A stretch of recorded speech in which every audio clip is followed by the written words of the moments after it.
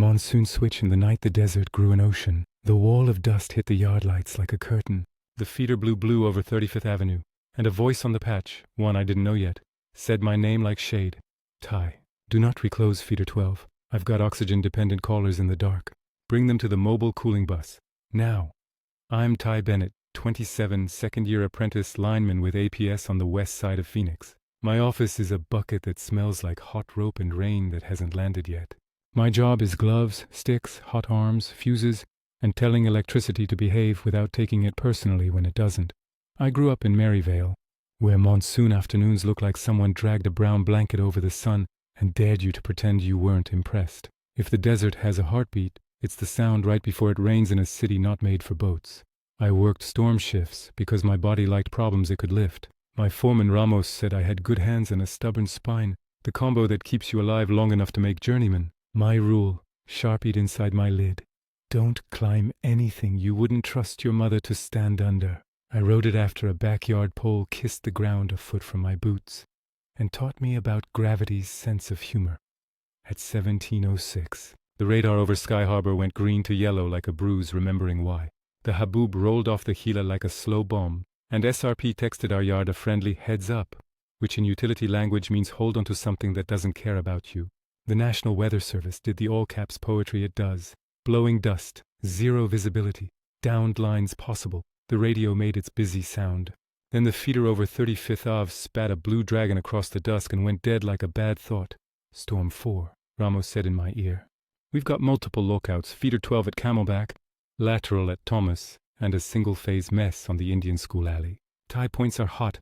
We'll patrol 12 from the pad mount at 35th and Osborne East to 19th. Don't touch a thing you haven't proved dead. Copy, I said. Because the difference between alive and not often starts with good radio manners.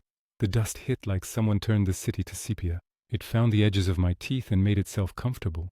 Palm fronds did the terrified bird thing. An empty pallet skated across a parking lot like hockey came to town. We rolled the bucket truck under a sky that had decided horizontal rain was a personality, not a weather pattern. Blue flashes stitched the horizon, reclosers trying to be optimistic and then remembering lawyers. That's when the patch kicked in. Dispatcher patch Phoenix Fire Regional Dispatch onto our utility channel. A thing we do when life safety is attached to electricity in the way that makes adults call other adults by their first names. The new voice was low, quick, and exact, with the kind of calm you practice when panic is a customer. Ty, he said. This is Miguel Aranda at Phoenix Fire Alarm Room. We're seeing multiple 911 calls from the Camelback Gardens apartments. We've got 2 oxygen-dependent residents and 1 ALS en route stuck at a rail crossing by Grand Ave. Do not reclose feeder 12 until I clear. I've got crews staging a mobile cooling bus at 34th and Campbell. He said my name like shade. In Phoenix, that's a compliment with 4 digits of value. Copy, Miguel, I said. Storm 4 holding 12 open. We'll patrol to Campbell and set a public safety zone at the downlines. You route your bus. I'll carve you a lane. Thank you, he said. And even under static, I could tell the thanks wasn't a script. It was a tool, but the truly shocking part hadn't happened yet. We found the first problem near Osborne. A mesquite had snapped into the 3-phase, welding itself into our evening plans. The cutout had blown its little porcelain heart out to save the world. We did the dance. Tag, test, ground. Like the manual taught us and the last toolbox talk insisted. Ramos had me take the stick on the fuse barrel. My hands remembered their classroom.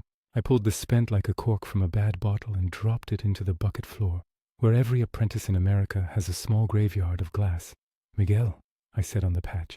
We're holding open from Osborne to 19th. Got tree contact cleared at Osborne. Still patrolling east. How's your ALS? He came right back. Still delayed at Grand. The crossing arms got dust gummed. PD is on scene doing the manual dance. Cooling bus is 5 out. He made 5 sound like a promise, not a guess. I like that. We turned south to Indian School to chase a lateral that had run out of good ideas. Chain link fences leaned like drunks. Someone's trampoline had reinvented itself as a roof question. The lateral was a backyard alley, where Phoenix keeps its secrets and its utilities, tied as a whisper with dogs auditioning for chaos. We killed the tap, left tags and told a woman in a sun shirt through her back fence, "Don't touch the shiny, Mom. Everything that's down is the sky until we say otherwise." She nodded, like that sentence had saved her grandmother once. Back at 35th and Campbell, the world smelled like wet dust, which is to say like a city that has waited too long to inhale. The mobile cooling bus slid to the curb like a miracle dressed in RTA livery. Generator hum, recliners, water coolers.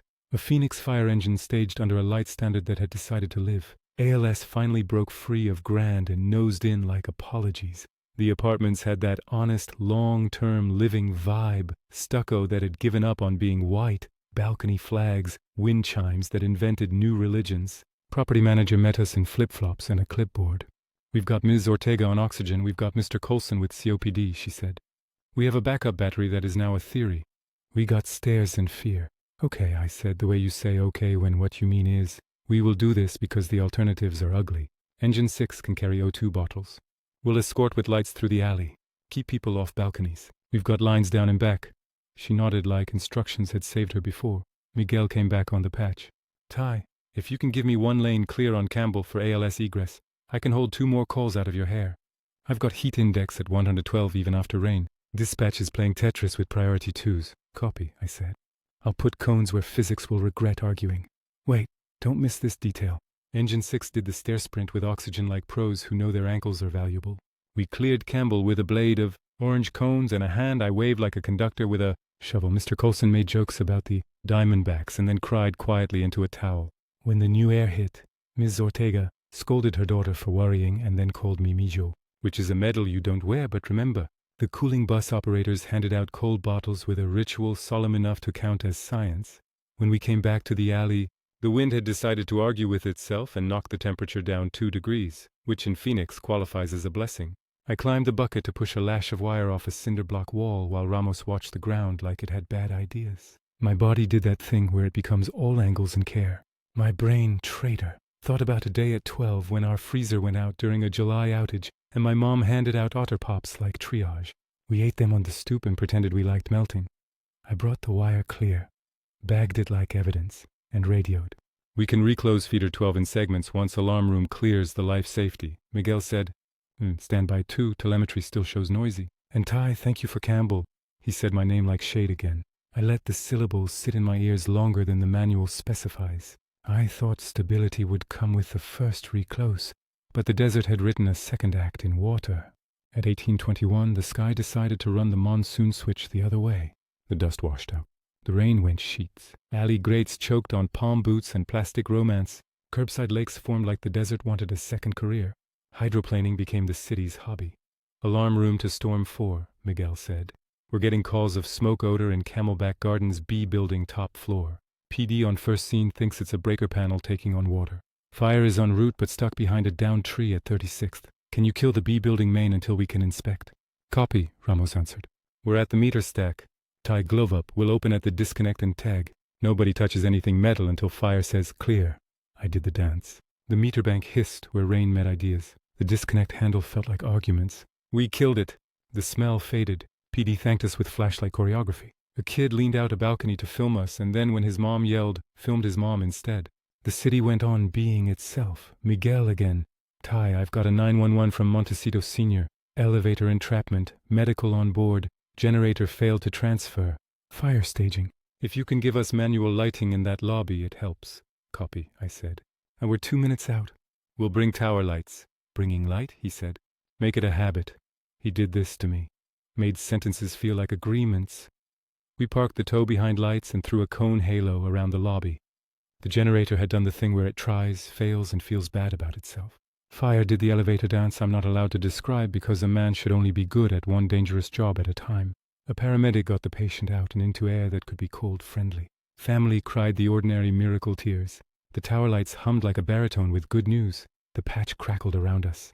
"Alarm room to all," Miguel said, voice tight now under the work. "We've got water up on Grand Canal near 27th.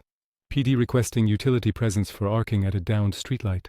Please advise. Storm 4 copies," Ramos said. "We'll swing after we reclose Campbell's segment." Miguel again, softer, private. The channel playing confessional even through static.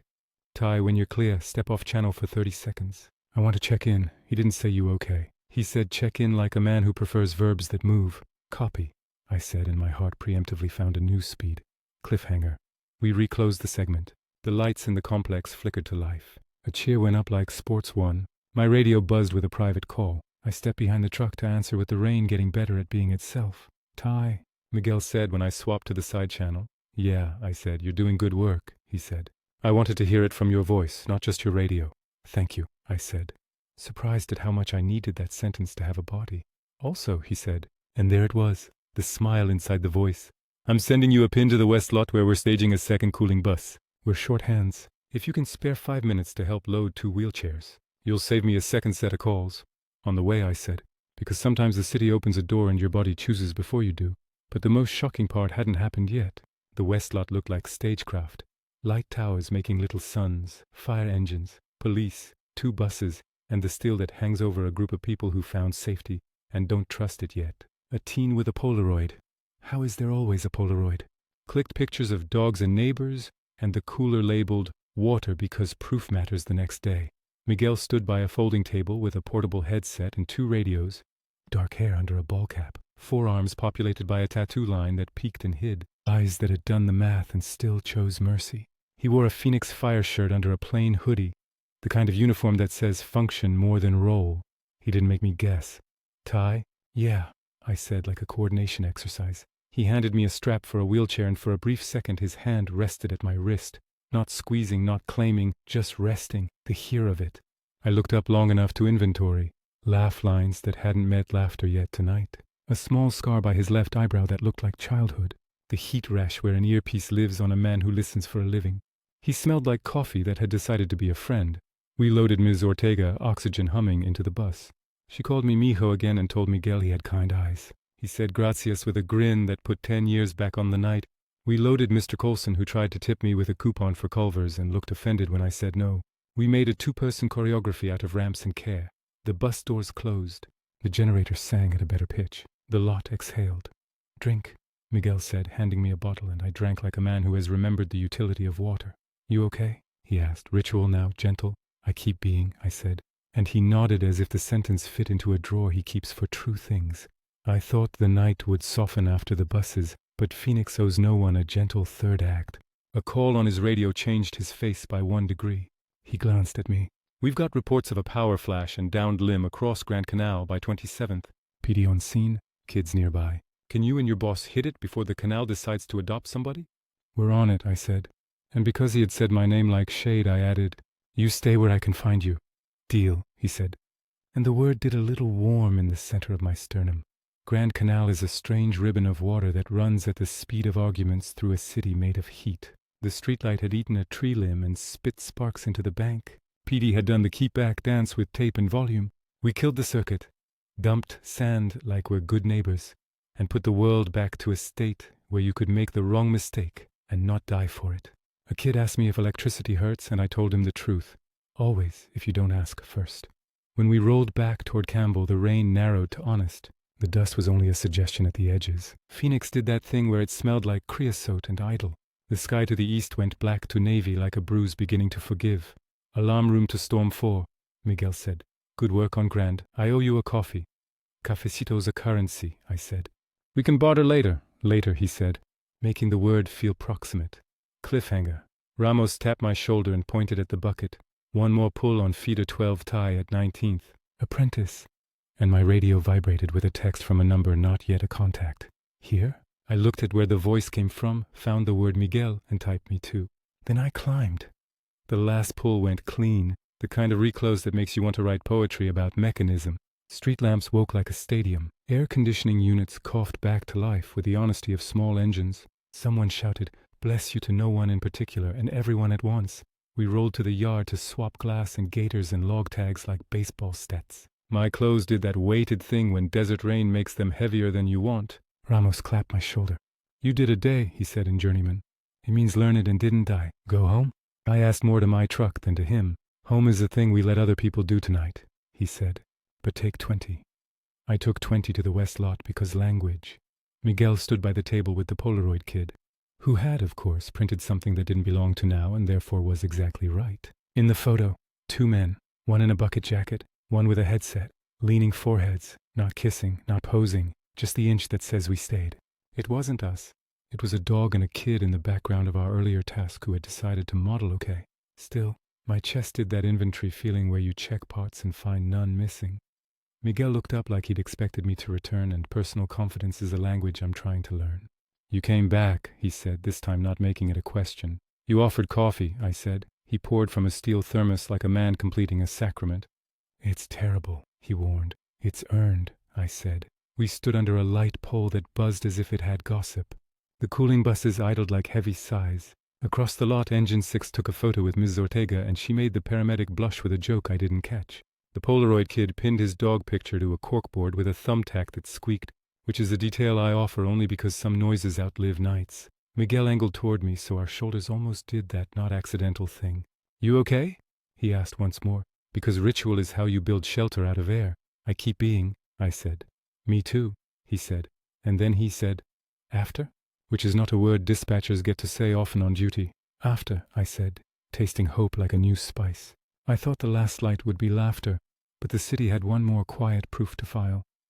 2 mornings later, RPHX Fire posted a storm recap. Downed lines, safety tips, cooling centers hours, photos from the field. The final slide wasn't flames or forklifts. It was a CCTV still from a city lot camera, grainy as honesty. 2 small silhouettes under a light pole, one in a bucket jacket, one with a headset.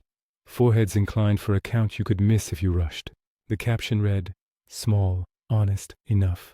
Before I saw it on the feed, my phone buzzed. Miguel. Dinner? Me. Always. Miguel. Good, because I am. We ate carne asada fries at La Frontera on McDowell because therapy comes with cheese in this town. He told me about alarm room, CAD crashes, priority stack, the tone that wakes firefighters and steals dispatchers' sleep. I told him about bucket checks, hot sticks, tie points, and how the smell of creosote after rain feels like a childhood we get to keep. We didn't make a schedule. We made a rule. When NWS posts blowing dust, we text here. When the first blue flash stains the sky, we text me too. He keeps a spare headset foam in my glove box now. I keep a Sharpie in his hoodie pocket, because every love story is part logistics. Sometimes the safest place isn't inside or high ground, or the lane you cut through the debris. Sometimes it's a voice on a patch saying your name like shade. Sometimes it's 5 minutes beside a cooling bus, while the city remembers we owe each other light. Sometimes it's the inch between 2 foreheads under a pole lamp, while the desert does its slow sky breathing. I'm here. I tell him when the dust turns the sun into a rumor. Me too, he says. And Phoenix, stubborn and sunburned and full of working class genius, lets us try again.